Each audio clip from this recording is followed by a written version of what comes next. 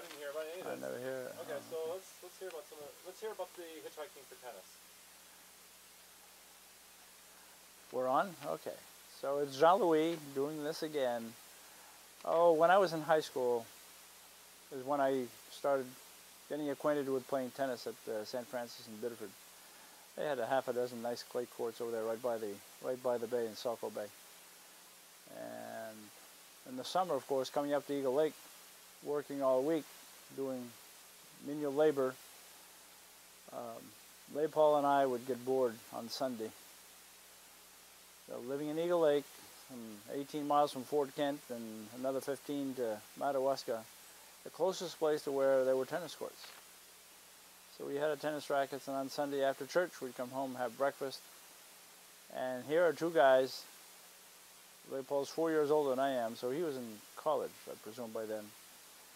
And we would hitchhike from Eagle Lake to Fort Kent to Madawaska, play one set, maybe a part of a second set of tennis in the heat of the sun, and then hitchhike back home. That was an all-day affair to play one set of tennis. Sometimes we had one of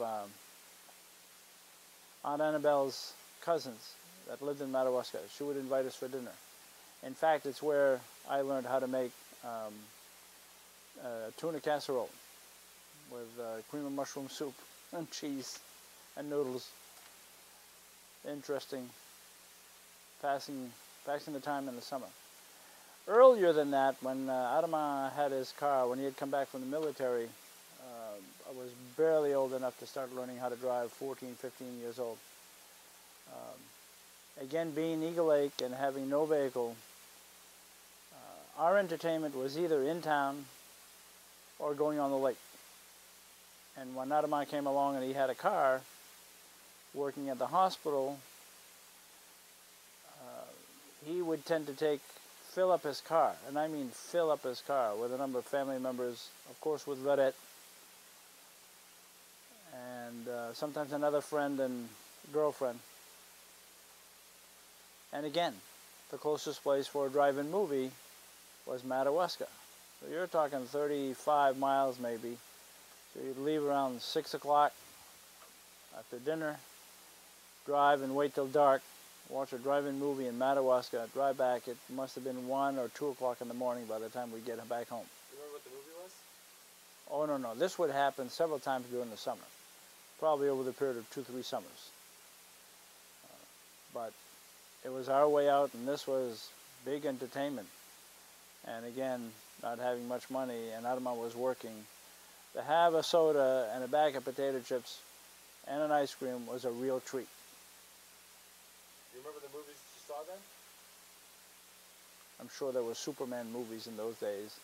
It usually was not always a double feature, but there was always cartoons to start. Musicals were very popular, late 40s and 50s, early 50s. So probably got to see a lot of musicals. So talk to me about your father quitting smoking. My dad, interestingly enough, how and when he started, I don't know. Way before my time, I'm sure. But he was at the point where he was smoking easily 2 full packs a day. There was one cigarette after the other.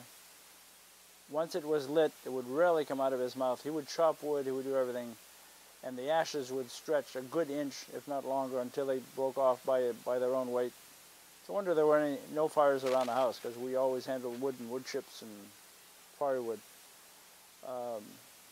It affected his health pretty badly. Dad had heart problems, he had hernia problems, had breathing problems, but he was a hard worker, never quit. And when he ended up in Togus, Maine for close to a year, doctors really told him he should really stop smoking. And so and Dad wore false teeth. So he figured the only way that he could probably slow down, he never thought he'd quit, thought that he could slow down was to start smoking the pipe. Now, he couldn't hold a pipe in his mouth while working with false teeth and smoked all the time. So he smoked pipe for a while, and that slowed him down. But again, his health affected him terribly. He had serious lung problems. And but not unusual for anybody, I guess, if they give up something they really like. He'd get a little rambunctious, and his temper was a little shorter when he stopped smoking than when he was smoking and doing something he enjoyed. Hang on. Go ahead. Between the cigarette smoking and the pipe smoking, yes, Dad was not one to do things gradually. When he made up his mind that he was going to quit smoking cigarettes, he took, it was several packs of cigarettes, and said, "This is my last one, no more." Took them and threw them in the buck stove and burnt them all. That's when he progressed to pipe smoking for a while. And Banna was quite generous. Banna had a great time buying him beautiful pipes for birthdays and Christmas. I don't know how many years he smoked the pipe. Okay. Now I guess right. Go ahead. This was in early years. We didn't get a running water and bathroom in the house till I was 10. So I was born in 36. This was before 1946. And at that point we had a 5-gallon chemical toilet. And that was upstairs. It was emptied daily for the family that we had. At that point, Neil was probably gone, so there was not, and Bernice was probably teaching, so there may have been 7 children at home, but with Mom and Dad, that's still a lot of people. Had to be emptied daily. And there was going to be some kind of gathering party at the house. There were several guests coming at the house. I do not know the reason for the party. But, of course, you're going to have people in the house, someone's going to need to go to the bathroom. And this was either fall or winter. It was cold. And with all the house cleaning and so forth, cleaning the... Oops, hang on. Okay. As I was saying, there was going to be a gathering and party of some form with a number of neighbors. When I say neighbors, a number of close friends of the family through church, mostly, that were going to come to the house. And with that many people in the house, someone was bound to need to go to the bathroom in the winter, and men usually went outside. They all knew because they all had similar bathrooms at home or no bathroom at all.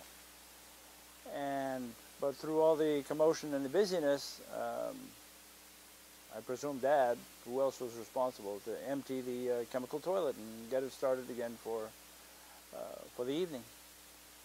And guests were already in the house. There were already guests in the house. When all of a sudden noticed that this 5-gallon pail had not been emptied. And so Mom suggested to Dad that they could not take this downstairs.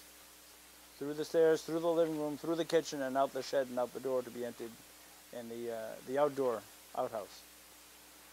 And so I believe Dad asked Jeanne d'Arc to help him. And again, how old she was, like I said, it was before 1946. So she could not have been more than 10, 11 herself. And this was fairly heavy. A small window through the hallway upstairs. And there Dad could lay a ladder, a wooden ladder. Did not have the aluminum spreadable ladders in those days. Big heavy wooden ladder. Run up to the window. He picked up the bucket, gave it to Jeanne d'Arc upstairs, excused himself as he went through the living room and kitchen, and went outside. And I followed him and watched him go up the ladder. Jeanne d'Arc was holding the bucket out the window.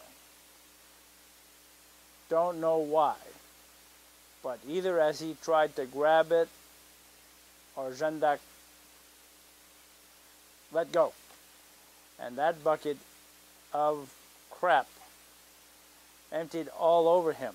He was dressed up for guests. Not shirt and tie, but he was dressed up and cleaned up for guests. Obviously cannot come back in the house looking and smelling like that. Jeanne d'Arc ran off. Probably didn't tell anybody until Dad came into the shed. Maybe I told Mom, I don't know.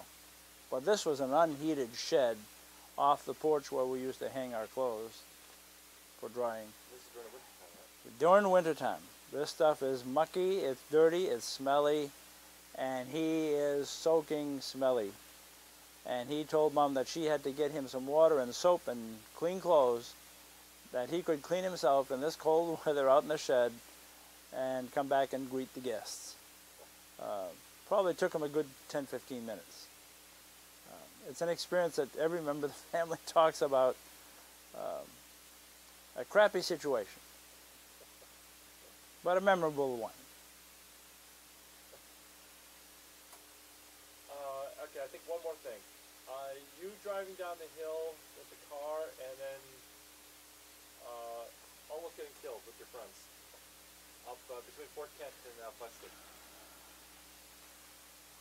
By this time, I was either in late high school because I was driving, or early college.